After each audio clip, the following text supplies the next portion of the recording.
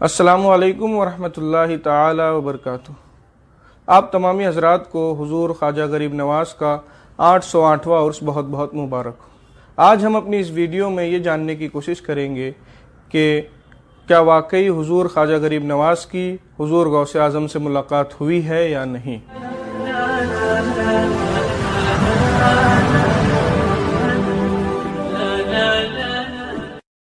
دوستو، بہت سی باتیں ہم بچپن میں سنتے ہیں، لیکن جب ہم بڑے ہوتے ہیں تو ہمیں معلوم پڑتا ہے کہ ان باتوں کی کوئی حقیقت نہیں تھی۔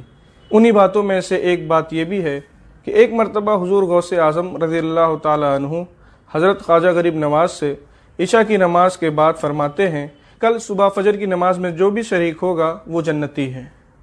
حضور غریب نواز رات ہی رات گاؤں کے سارے لوگوں کو بتا دیتے ہیں کہ غوث اعظم نے ایسا ایسا فرمایا ہے، لہٰذا جو بھی چاہتا ہے کہ وہ جنتی ہو اسے چاہیے کہ فجر کی نماز میں ضرور شرکت کرے۔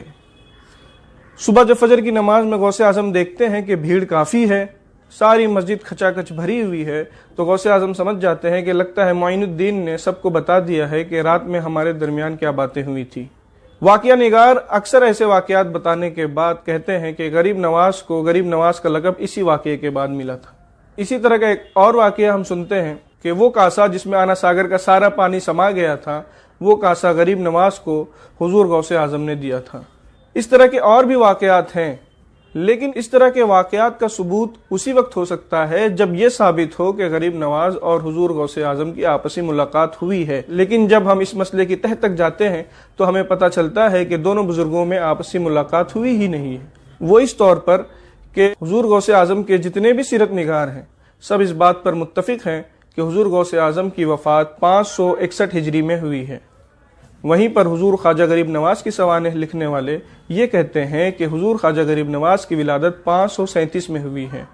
جب ہم 561 میں سے 537 کو گھٹاتے ہیں تو کل 24 سال کا وقفہ ملتا ہے، یعنی یہ 24 سال کا وقفہ ایسا وقفہ ہے جس میں دونوں بزرگ باحیات تھے۔ اب ہمیں یہ پتہ کرنا ہے کہ کیا ان 24 سالوں میں دونوں بزرگوں کی آپسی ملاقات ہوئی ہے یا نہیں۔ حضور خواجہ غریب نواز کے جتنے بھی سیرت نگار ہیں سب اس بات پر متفق ہیں کہ حضور خواجہ غریب نواز کی عمر جب 15 سال کی ہوئی تو ایک مجذوب حضرت ابراہیم قندوزی کے تبرک کھا لینے کی وجہ سے آپ کا دل دنیا سے اچاٹ ہو گیا۔ والد صاحب کا جو بھی ترکہ ملا تھا، جو بھی جائیدادیں ملی تھیں، آپ نے سب کو فروخت کر دیا اور طلب علم کے لیے نکل گئے۔ اس کے بعد 20 سال تک کا وقفہ آپ نے طلب علم میں گزارا۔ ان 20 سالوں میں آپ نے قرآن مجید کا حفظ کیا اور دیگر ظاہری علوم حاصل کیے۔ ان 20 سال کے بعد آپ نے پیر کی تلاش میں اپنا سفر شروع کیا۔ پھر قصبہ ہارون کے حضرت شیخ عثمان ہارونی کے دست حق پرست پر آپ نے بیعت کی اور 20 سال تک آپ اپنے پیر کی خدمت میں رہے۔ 20 سال کے بعد آپ کے پیر نے آپ کو خلافت دی اور دعوت و تبلیغ کرنے کے لیے سفر کرنے کی اجازت دی۔ 20 سال کے بعد آپ نے مدینہ منورہ کا سفر کیا، وہاں سے آپ کو بشارت ہوئی کہ آپ کو ہندوستان جانا ہے۔ وہاں سے آپ کئی ممالک کا سفر کرتے ہوئے ہندوستان تشریف لائے۔ اب دیکھیے دوستو، 15 سال کی عمر میں آپ نے حضرت ابراہیم قندوزی کے ہاتھوں سے تبرک کھایا۔ اس کے بعد 20 سال آپ نے طلب علم میں گزارے۔ اب کم سے کم اتنا مانیں کہ آپ نے طلب علم مکمل کرنے کے بعد سفر کیا تو یہ کل 35 سال ہوتے ہیں، یعنی 15 سال کی عمر تک آپ اپنے وطن میں تھے۔ اس کے بعد 20 سال تک آپ نے طلب علم کیا، یعنی 15 اور 20 کل 35 سال ہو گئے۔ حضور خواجہ غریب نواز کی ولادت 537 میں ہوئی ہے۔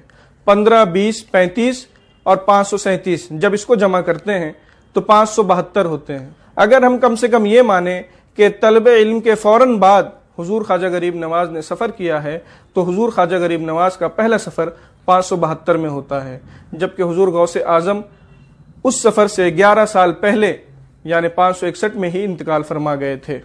اس پوری گفتگو کا خلاصہ یہ نکلا کہ حضور خواجہ غریب نواز اور حضور غوث اعظم کے درمیان آپسی ملاقات نہیں ہوئی ہے۔ دوستو، ہمیں ایک بات تو ہمیشہ ذہن میں رکھنی چاہیے کہ اگر ہم اپنے بزرگوں کا چرچا کرتے ہیں اور ان کے فضائل بیان کرتے ہیں تو ہمیں جھوٹی اور من گھڑت روایات کا سہارا نہیں لینا چاہیے۔ ہم نے ڈسکرپشن میں ایک کتاب کی لنک دی ہے، اس کتاب کو آپ ڈاؤن لوڈ کریں۔ اس کتاب کے صفحہ نمبر 447 سے صفحہ نمبر 450 تک حضور شارح بخاری مفتی شریف الحق صاحب کا ایک فتویٰ بشکل مقالہ موجود ہے۔ آپ اگر اس کو مطالعہ کرتے ہیں تو یہ بات آپ پر بالکل واضح ہو جائے گی کہ دونوں بزرگوں کی ملاقات نہیں ہوئی ہے۔